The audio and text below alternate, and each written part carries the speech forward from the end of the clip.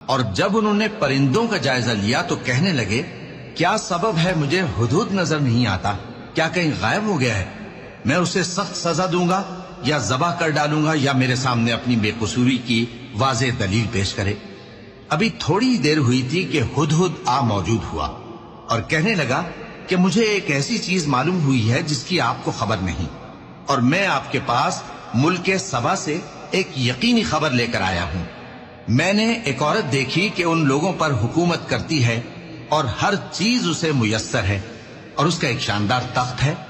میں نے دیکھا کہ وہ اور اس کی قوم اللہ کو چھوڑ کر آفتاب کو سجدہ کرتی ہیں۔ سلیمان نے کہا اچھا، ہم دیکھیں گے تو نے سچ کہا ہے یا تو جھوٹا ہے۔ یہ میرا خط لے جا اور اسے ان کی طرف ڈال دے اور دیکھنا کہ وہ کیا جواب دیتی ہیں۔ ملکہ نے کہا کہ دربار والوں، مجھ تک ایک نامہ گرامی پہنچایا گیا ہے، وہ سلیمان کی طرف سے ہے، اور مضمون یہ ہے کہ شروع اللہ کا نام لے کر جو بڑا مہربان نہایت رحم والا ہے، بعد اس کے یہ کہ مجھ سے سرکشی نہ کرو اور مطیع و فرما بردار ہو کر میرے پاس چلے آؤ۔ خط سنا کر کہنے لگی کہ اے اہل دربار، میرے اس معاملے میں مجھے مشورہ دو، جب تک کہ تم حاضر نہ ہو اور صلاح نہ دو میں کسی کام کا فیصلہ نہیں کیا کرتی۔